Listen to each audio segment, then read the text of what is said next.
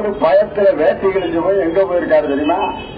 Super star Rajinikanth பொழுது போகனா அவர்கிட்ட போயிடுறாங்க எல்லாரும்.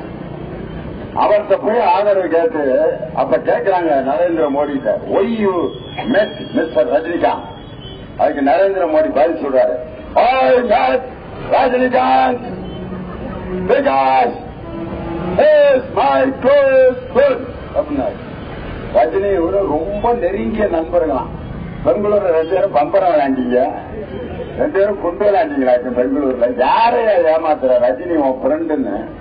ஃப்ரெண்டா இருந்தா நீ போன தடவை திருச்சிக்கு வர்றப்பே வந்து பாத்துருக்கலாம்ல. அவரு அப்ப பார்க்காம இப்ப பாக்குறாங்கன்னா அங்க தேர்தல்ல தோல்வி பயம் பாரதிய ஜனதா கட்சிக்கு தர்று வாங்கிடுச்சு. அதனாலதான் ரஜினியை போய் சந்திக்கிறாங்க.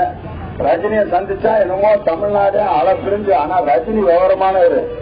அல்லாத கிலோ கணக்கில் இருந்து எல்லாத்துக்கும் காய்ச்சல கொடுத்து பழக்கப்பட்டவர்.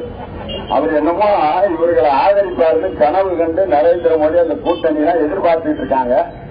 ரஜினி எப்படி பேட்டி கொடுத்தாரு தெரியுமா? டிவியில எல்லாரும் பார்த்திருப்பீங்க.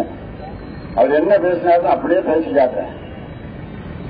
ஓய்வு நச்சு மிஸ்டர் நரேந்திர மோடி மிஸ்டர் ரஜினிகாந்த். அதுக்கு அவர் சொன்ன பதில்,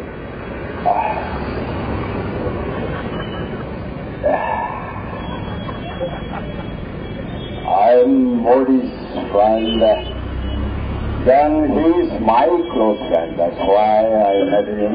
Nothing to say. He came to my house and have a cup of tea. That's all. இந்த கும்பலுக்கு என்ன அர்த்தம் தெரியுமா? ஆளை விடுதலா சாப்பிட்டு நான் என் ரசிகர்களுக்கு கோச்சனை என் படத்தை ரிலீஸ் பண்ணணும்டா, விடுங்கடான்னு அர்த்தம்.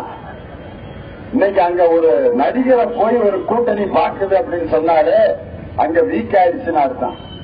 ஆனால் என் தானை தலைவன் டாக்டர் கலைஞர் யாருக்காகவும் காத்திருக்கலையா? யாருக்காகவும் காத்திருக்க அழைப்பு கொடுத்தாரு, வர்றீங்களான்னு. வரலையா? கூட தனித்து நின்று திராவிட முன்னேற்ற கழகம் தனது சுயமரியாதையை காப்பாற்றும் என்று நின்ற ஒரே தலைவன் நம் தானை தலைவர் டாக்டர் கலைஞர் தான்.